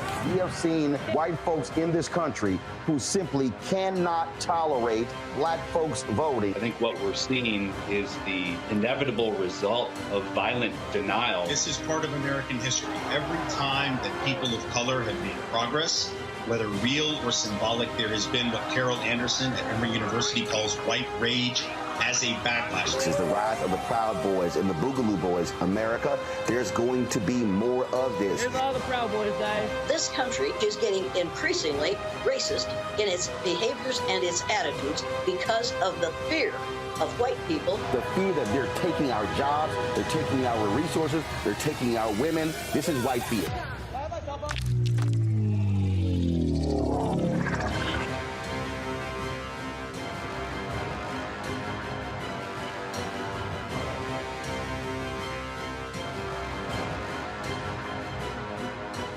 Pull up a chair, take your seat. The Black Table with me, Dr. Greg Carr, here on the Black Star Network. Every week, we'll take a deeper dive into the world we're living in. Join the conversation only on the Black Star Network. Hi, I'm BB Winans. Hey, I'm Donnie Simpson. What's up? I'm Lance Gross, and you're watching Roland Martin Unfiltered.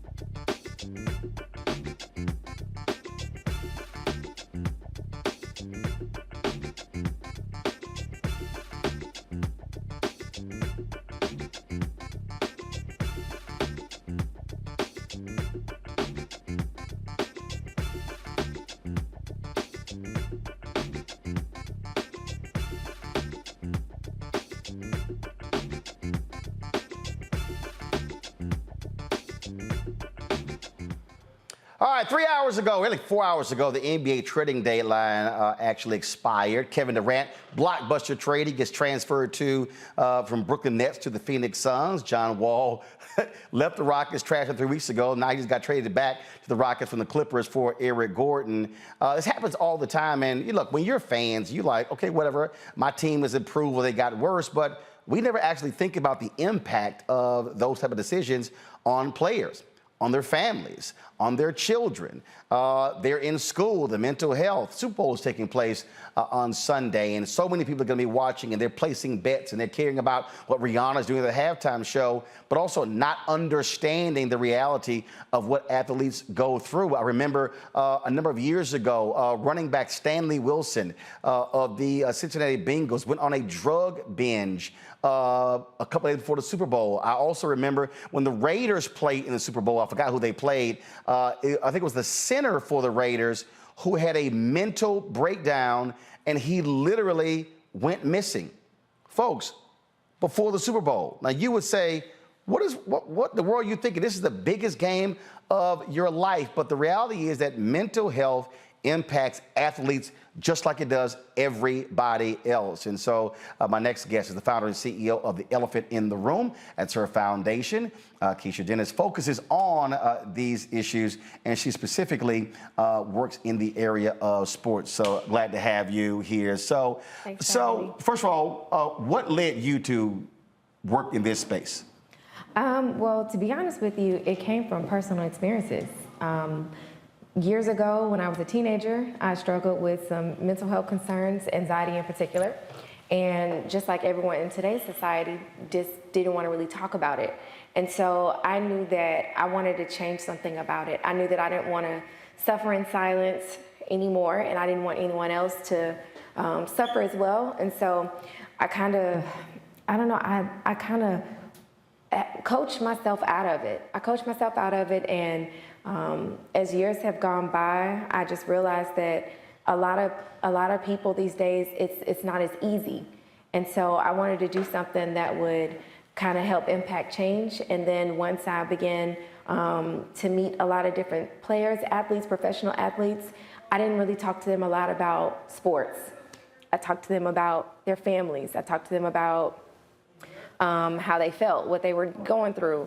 And so we began having connections of that sort, and it hit me like, this is important. We've seen more athletes over the last, I say, 3 to 4 years really begin to talk about it. I remember Royce White being drafted by the Houston Rockets, and at one point he wouldn't fly. And they were trying to figure out travel to games on buses and things along those lines. He ended up getting cut from the team, and he still blasted them, saying the NBA wasn't prepared for this. We look at Ben Simmons with the Brooklyn Nets, played with Philadelphia, basically took off a whole year saying he wasn't mentally prepared to play. Folks saying, oh man, he's soft, he's weak, things along those lines. And so more and more, just like in corporate America, just like in academia, more and more professional sports teams and leagues are having to deal with the reality of the mental well-being of their players. Mm-hmm. You're absolutely right. Same thing. A lot of people, they wonder, well, we look at players, we look at athletes like as our entertainment, right? We want them to go ahead, perform at their highest potential, keep going every day. It doesn't matter. And you don't consider the fact that we're using them for our own mental health sakes, right? So we're looking. Now, it's a mental break for us. Exactly. It's work for them. Exactly. However, when we're having a bad day at work, we call off. But if someone misses a game, it's, wait, oh man, what happened? Or drops a touchdown or misses a tackle. It's replayed on SportsCenter, on social media. It becomes a meme for years. Yes. In fact, I forgot the guy. I hate the fact that they won, but it was a Dallas Cowboy tight end who dropped. It got literally, it's during the Super Bowl, hit him in the middle of the chest and got the touchdown. They still, that was in the 70s. They still show that play. And he's probably triggered still to this day, just because any mistake that they make, it's highlighted and it goes on and on. And in the era of social media, it's easy to pull up some old tweets, pull up an old clip. And so I know, like us, on every day if something happened to us, no one knows about it. We can go in our room, shut the door, start over the next day. And with them, I had a chance to look at some of their DMs, have you ever viewed the comment section? That's something that you don't consider. It's like, you don't realize that they're humans. And now with fantasy football, now you got people who are literally going on social media blaming an athlete for them losing a game. And I'm like, fool, your team is a fantasy team. You don't even own a real team. Right. Like they lose, it's a real loss. Exactly. You stop, but again, and some athletes have fired back and blasted people because of that. They fire back and blast people, and then they're criticized. So they have to learn how to respond to others when in actuality, it's us, the consumers, who need to learn how to control sometimes and realize, hey, let's humanize this person. You've done a lot of interviews with athletes who've been opening up about their mental health issues. Yes. One of my favorite things to do. We've had several interviews. One of the most recent was with A.J. Brown. He opened up and he spoke about mental health, talked about his childhood, and the stories are pretty much a lot similar. A lot of them grow up the same. They have the same goals, dreams, passions, and they go through things just like we do. And so being able to have the athletes open up, talk about mental health, my goal is to have them talk about it a bit more, because we know that they are looked at. You know, they have this platform where they can influence, and I know that if them sharing their story and me being able to connect with them in that way, maybe it could save someone else's life. And again, folks, if you go to your YouTube page, I am Keshia Dennis, you see it. Pull up right now. This is one of the videos here of a conversation that you had. The thing again that is for so many people who really doesn't quite understand the amount of pressure. You mentioned anxiety. Mm-hmm. There are well-known singers who literally have anxiety attacks before they go on the stage. Mm-hmm. For a number of these players, in fact, there was a gentleman, he just, I think it was a first-round draft pick, he just retired from the Dallas Mavericks because he said the anxiety was so overwhelming, he had to psych himself up just to play a game. Yes. And this is somebody who always the NBA is the pinnacle of being a basketball player. Yes. But he literally retired from the league because the anxiety was too much. Yes, and you would think that the way we look at it, we go to work every single day. And so with them, let's say they're going to work every single day and it looks glamorous and they're getting paid all this amount of money, but it still doesn't mean that they, could feel anxious about something, or it may come second nature, but I still want to be perfect. I still want to perform. I don't want to mess up, because I know how the world is so critical, especially when it comes to mental health. And so that is very well possible. And you mentioned earlier today about the trade. We think about trade and, we're like, well, this is, the game, and these are the rules of the game. However, these people do have families. They do have to discuss relocation. That is a stressor. It can cause anxiety. They have children. And so some of those things do affect them. And it's just important that we treat them with the same amount of respect as we treat ourselves if our company is going through a reorg. Same situation. The player I was talking about is Tyrell Terry. And in his statement, what he said was, this is what he said. This message is a very difficult one to share and an emotional one to write. Today, I decided to let go of the game that has formed a large part of my identity. And then he began to talk about it. He said that while I have achieved amazing accomplishments, created unforgettable memories, and made lifelong friends, I've also experienced the darkest times of my life, to the point where instead of building me up, it began to destroy me, where I began to despise and question the value of myself much more than those surrounding me could ever see or know. Intrusive thoughts, waking up nauseous and finding myself struggling to take normal breaths because of the rock that would sit on my chest that seemed to weigh more than I could carry. This is just a brief description of the anxiety this sport has caused me. You will not believe how many times many people feel that exact same way. As a coach to some of these players, you have your trainers, you have your team physicians, you have the people that coach you on some of the physical things to help you be successful in your career. But the work that I do behind the scenes, it's, okay, we have a big game coming up. Let's work on mindfulness. Let's work on meditation. Let me schedule you some yoga. Let's Do another exercise. Let's breathe.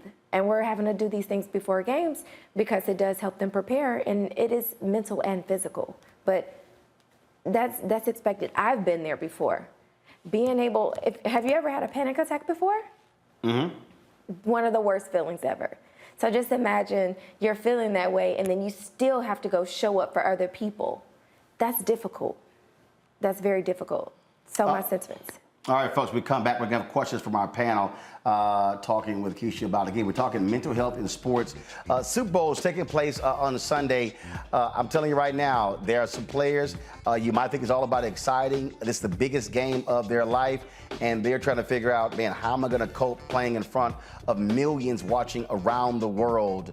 We'll be discussing that next right here on Roland Martin Unfiltered on the Black Star Network. Download the Black Star Network app, Apple phone, Android phone, Apple TV, Android TV, Roku, Amazon Fire TV, Xbox One, Samsung Smart TV. If you watch on YouTube, hit the like button, y'all. We should easily be at 1,500 likes. Also, support us by joining our Brina Funk fan club. Check and money orders. Go to P.O. Box 57196, Washington, D.C. 20037-0196. Cash App, $RM Unfiltered. PayPal, R Martin Unfiltered. Venmo is RM Unfiltered. Zelle is Roland at RolandSMartin.com. Roland at RolandMartinUnfiltered.com. And be sure to get a copy of my book, White Fear, How the Browning of America is Making White Folks Lose Their Minds. Available at bookstores nationwide, Target, Books A Million. Download it from Audible. Order from your favorite black bookstore. We'll be right back.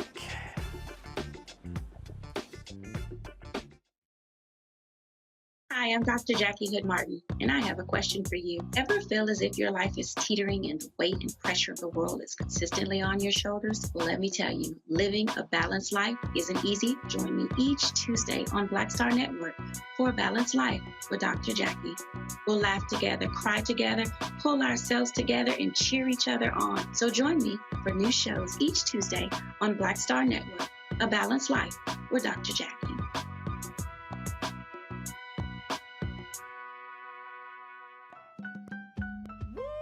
We're all impacted by the culture, whether we know it or not. From politics to music and entertainment, it's a huge part of our lives, and we're going to talk about it every day right here on The Culture with me, Faraji Muhammad, only on the Black Star Network. The 54th NAACP Image Awards is airing live on February 25th, honoring outstanding performances in film, television, theater, music, and literature. But this year, Roland Martin Unfiltered is nominated for Outstanding News or Information Series or Special.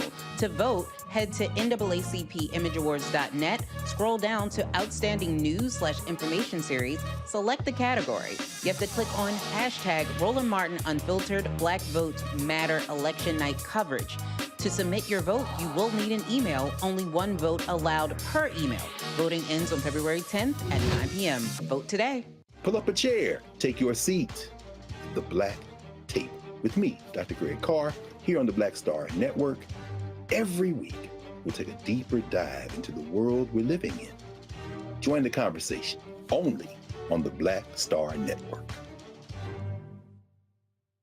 I'm Deion Cole, and you're watching Roland Martin Unfiltered. Stay woke.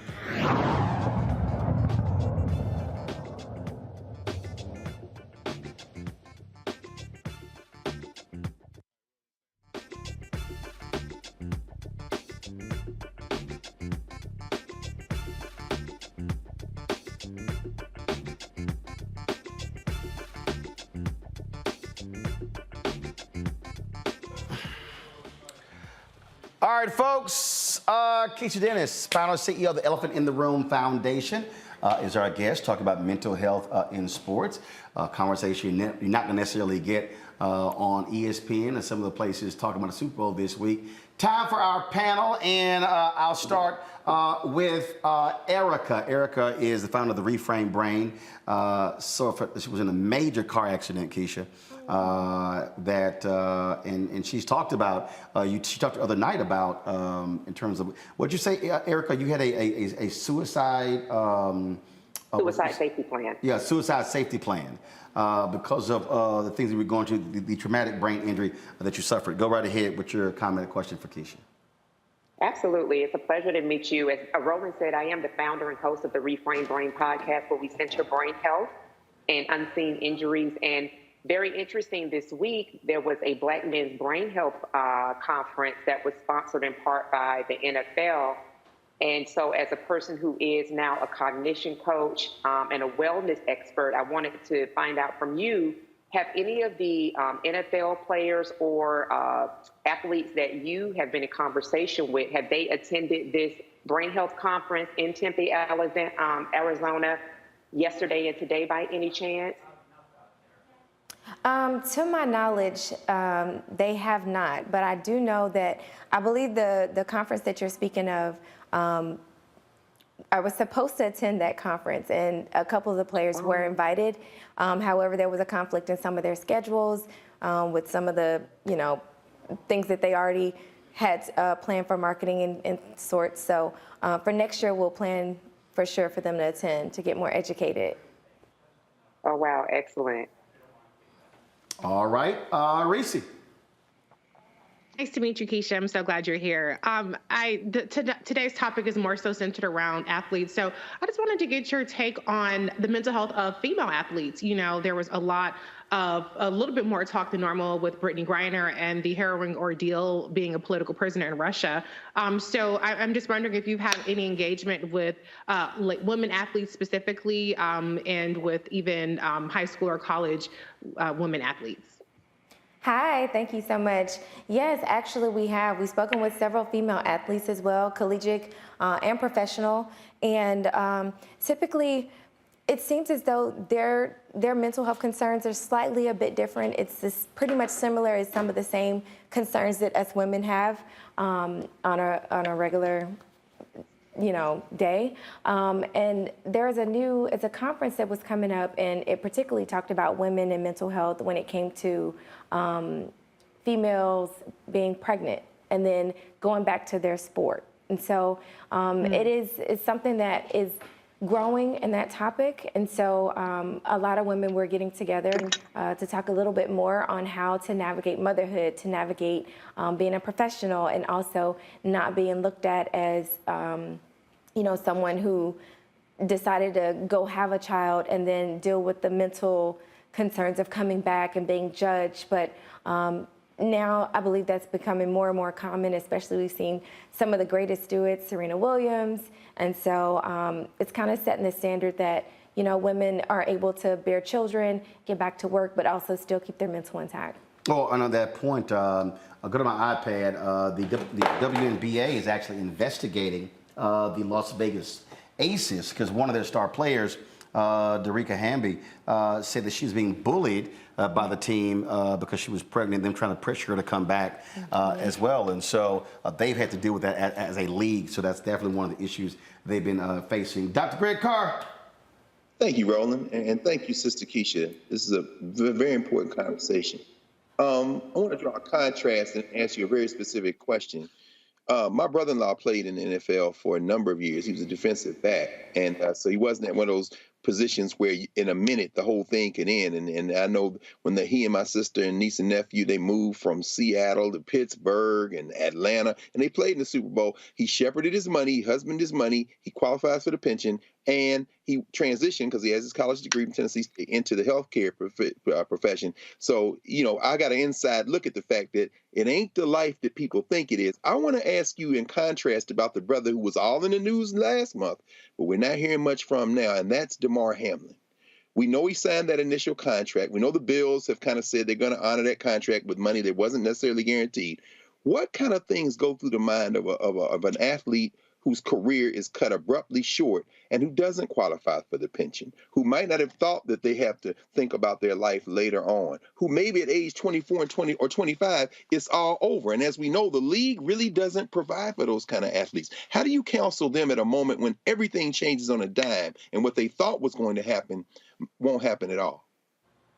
Thank you so much. I think that's a wonderful question.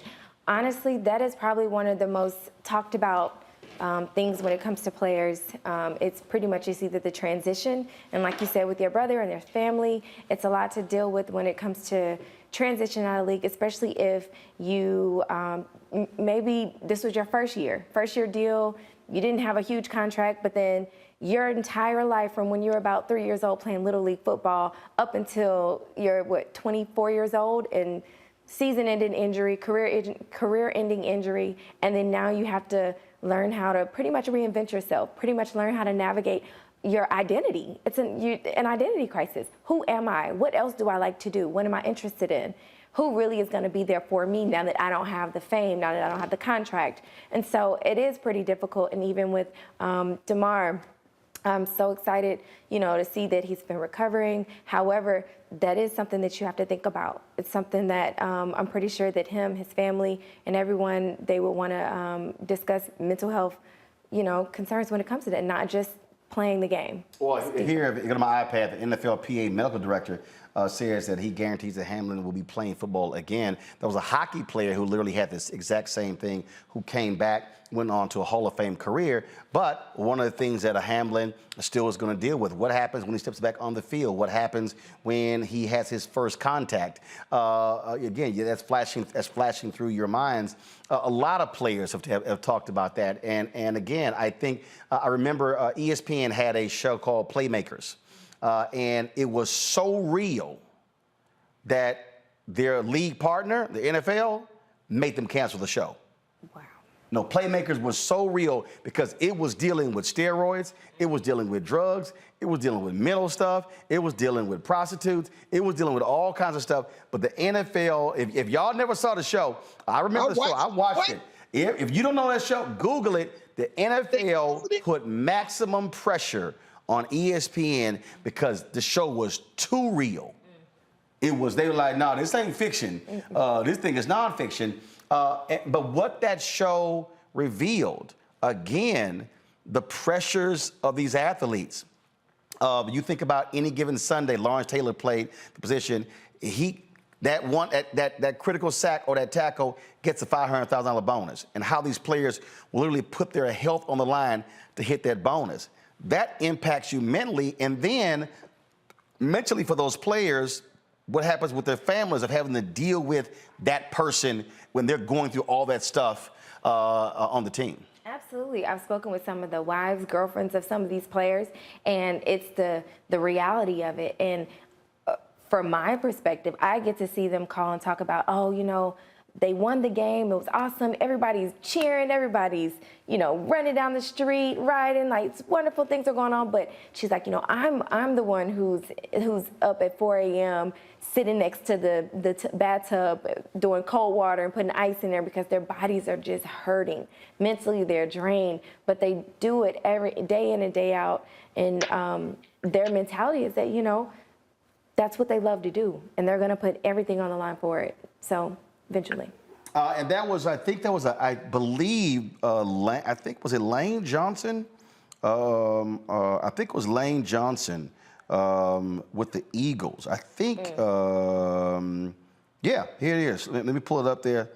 See, I told y'all, what happens when you read so much, stuff just simply stays in your brain, and you never know when the hell you're going to need it. And so Lane Johnson, one of the best offensive linemen in history, he literally took a break. This is in 2021. He took a 2-week absence from the team to address mental health. Mm-hmm. And here's, they're in season. Mm-hmm. And folks are like, dude, we need you for the team. He's like, yo, if I ain't here, I can't be there for you. Absolutely. Will we do that at our regular jobs? Will we take some sick days? Will we take a week off of vacation? Absolutely. It is a little bit different because people rely on them to show up for everyone else and for the team. And granted, those guys, they do want to do that day in and day out. And so if while you're talking, y'all go to my iPad. This was the Twitter post that he posted, thanking folks for his absence. Go ahead. If he really, truly, he must have really been going through something to really take that time away because these guys are dedicated. In season. Yeah.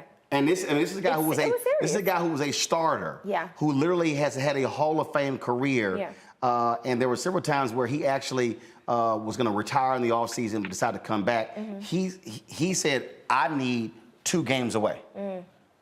And I'm quite sure whatever that reason was, it was necessary. Now I know we might call Dennis Rodman crazy, but if anybody saw the Michael Jordan docuseries where The Last Dance, so Phil Jackson talked about how he they were going through the season and how he let Dennis Rodman go off to Vegas and go on a binge, and it was a trip because he said, I knew that if I didn't let Dennis go, there were going to be a lot of problems here. And he managed that thing where he said, I needed to let him go crazy to go do whatever the hell he needed to do to be able to come back and play. Yeah. It's that balance. It's that balance the same way we do on the weekends. It's like, listen, I need to go get my mind right. So if my mind is good, the game will be well. Yep. It's a risk. How can folks reach you if they want to get more information? Definitely reach me. I am on Instagram. I am Keisha Dennis, as I am KESHIADENNIS. And there's more information about my foundation, The Elephant in the Room, Instagram at The Elephant in the Room Inc. And website, www.theelephantintheRoomInc.org. All right, we appreciate it. Erica, Greg, Reese, we surely appreciate it. Thank you very much as well for joining us on the panel today. Folks, that is it. I'll see you tomorrow right here on Roland Martin Unfiltered on the Black Star Network. Don't forget, download our app. Of course, we got 1 million subscribers on YouTube. I would love to have 1 million downloads on our app. Why? Because we control it. Apple phone, Android phone, Apple TV, Android TV, Roku, Amazon Fire TV, Xbox One, Samsung Smart TV. Don't forget, we're on Amazon News as well. When you click the Amazon Fire Stick, go to Amazon News. When you see CNN, MSNBC, our network is right there, our 24-hour streaming channel. And also, we got some more good news coming up on some new platforms we're launching our streaming channel on. I told y'all we are building a real black news and information network. That's what we are doing. And support us as well. Give to us, check our money order, Cash App, Venmo, Zelle, Venmo, all the platforms. You know how to reach us. And get my book, White Fear, How the Browning of America is Making White Folks Lose Their Minds. I got to go. I'll see y'all tomorrow. Holla!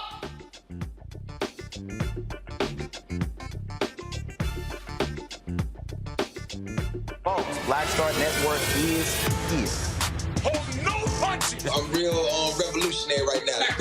Support this man, Black Media. He makes sure that our stories are told. Thank you for being the voice of Black America, Roland. Stay black. I love y'all. All momentum we have now, we have to keep this going. The video looks phenomenal. See, there's a difference between Black Star Network and black-owned media and something like CNN. You can't be black-owned media and be scared. It's time to be smart. Bring your eyeballs home. You dig? Pull up a chair, take your seat at the Black Table with me, Dr. Greg Carr, here on the Black Star Network. Every week, we'll take a deeper dive into the world we're living in. Join the conversation only on the Black Star Network. Hi, I'm Dr. Jackie Hood Martin, and I have a question for you. Ever feel as if your life is teetering and the weight and pressure of the world is consistently on your shoulders? Well, let me tell you, living a balanced life isn't easy. Join me each Tuesday on Black Star Network for A Balanced Life with Dr. Jackie. We're all impacted by the culture, whether we know it or not. From politics to music and entertainment, it's a huge part of our lives, and we're going to talk about it every day right here on The Culture with me, Faraji Muhammad, only on the Black Star Network. I'm Deborah Owens, America's Wealth Coach, and my new show, Get Wealthy, focuses on the things that your financial advisor and bank isn't telling you, but you absolutely need to know. So watch Get Wealthy on the Black Star Network.